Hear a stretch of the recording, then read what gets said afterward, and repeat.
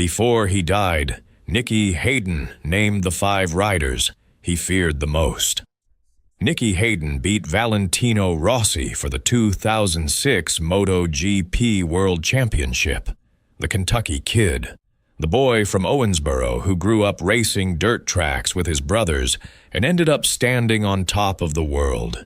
But on May 22, 2017, a bicycle ride in Italy took his life at 35. Before he died, Hayden admitted there were 5 riders who genuinely scared him. One of them was his own hero. Nicky Hayden was the most loved man in motorcycle racing.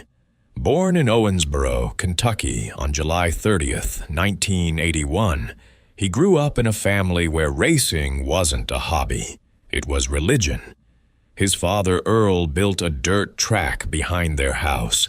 Nicky and his brothers Tommy and Roger Lee raced every single day until the sun went down. By the time Nicky reached MotoGP in 2003, he carried something no European rider could fake: genuine humility. He called everyone sir. He signed every autograph. He thanked every mechanic. And in 2006, he did the impossible. He beat Valentino Rossi for the World Championship. The kid from Kentucky sat on top of the world, and the world loved him back. Number 5. Sete Gibernau, the Spaniard who was already at war with the front of the grid when Hayden arrived in MotoGP. Gibernau was fast, smooth, technically brilliant, and he had something Hayden didn't have in those early years: experience in fighting for victories against the best riders on earth.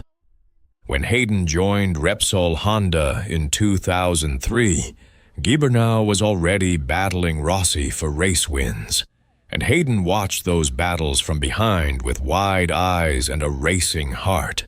Gibernau's ability to stay calm under pressure at 200 miles per hour frightened the young American. Because Hayden came from dirt track racing, where everything was instinct and aggression, but MotoGP was chess at 300 kilometers per hour. And Gibernau played chess better than almost anyone. Hayden admitted that in his first 2 seasons, he studied Gibernau more than any other rider. Not because Gibernau was the fastest, but because Gibernau showed him how far behind he was in understanding the mental side of premier-class racing. The gap between American dirt track bravery and European precision terrified Hayden, because bravery alone doesn't win MotoGP championships. And Gibernau was proof that intelligence on a motorcycle could be just as dangerous as speed. Number 4. Casey Stoner, the Australian who arrived at Ducati in 2007 and immediately made Hayden's championship title feel like ancient history.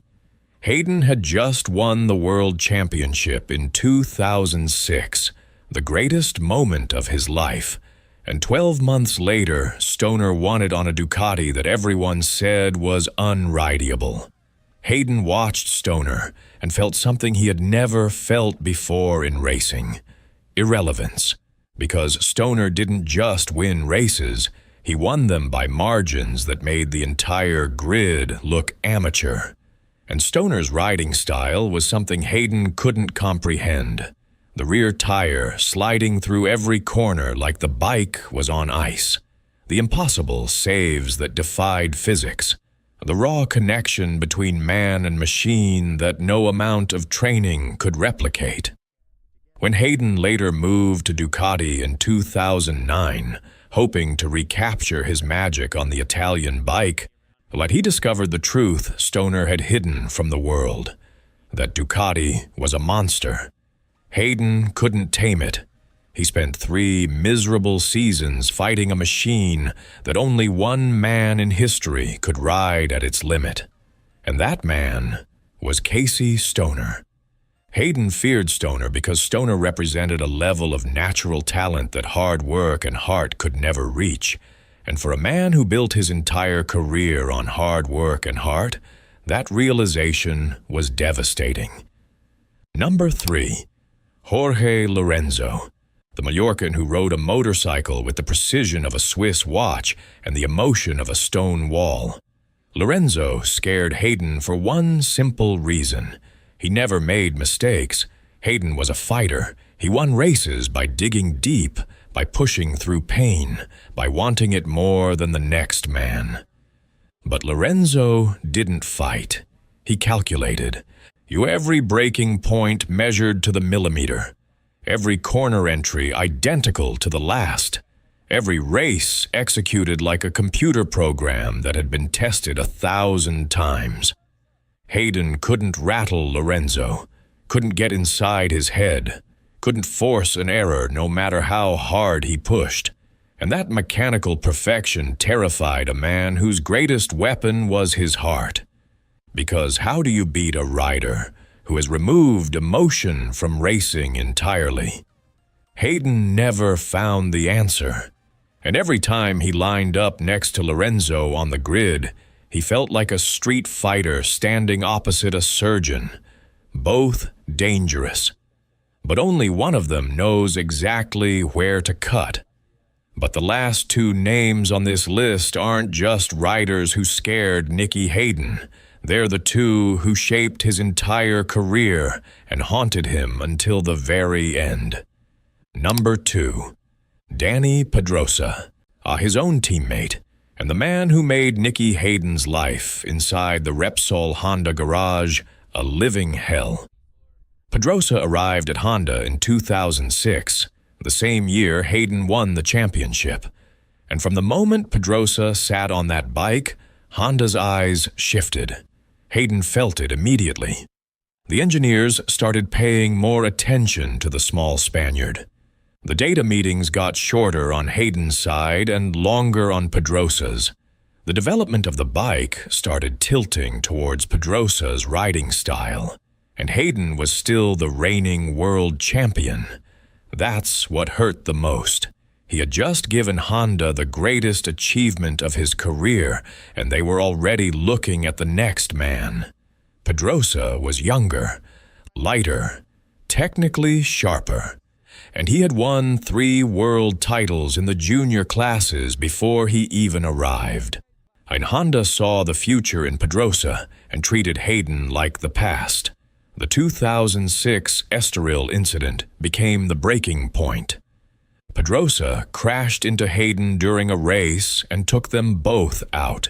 Hayden was leading the championship at the time. That crash nearly cost him the title. And what killed Hayden wasn't the crash itself. It was Honda's response. They protected Pedrosa, made excuses, treated it like a racing incident when Hayden knew it was carelessness. That night, Hayden called his father Earl and said something he had never said before. He said he felt alone inside his own team. The Kentucky kid, who smiled at everyone and thanked every mechanic, felt like a stranger in his own garage. Pedrosa didn't just scare Hayden on track. He scared him because Pedrosa represented the cold truth about professional racing. Loyalty doesn't exist, so you're only as valuable as your last result. And Honda had already decided Pedrosa was the future before Hayden's championship trophy was even engraved. Number 1. Valentino Rossi, the man Hayden beat for the 2006 World Championship, the man the entire world expected to win that year, and the man who cast a shadow over Hayden's greatest achievement for the rest of his life. Hayden idolized Rossi before he ever raced against him. Growing up in Kentucky watching MotoGP on a small television, Rossi was the rider who made Hayden dream of Europe. But dreams become nightmares when you have to live inside them.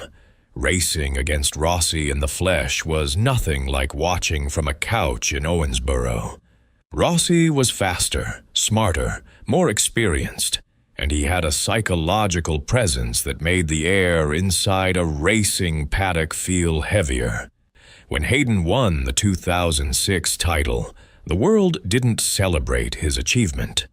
They talked about Rossi's crash at Valencia that handed it to him. They said Hayden got lucky. They said it wasn't a real championship because Rossi threw it away. And Hayden heard every word, every interview, every comment section, every journalist who wrote that the Kentucky Kid was a one-time fluke. That narrative followed him until the day he died. Rossi didn't just scare Hayden on a motorcycle.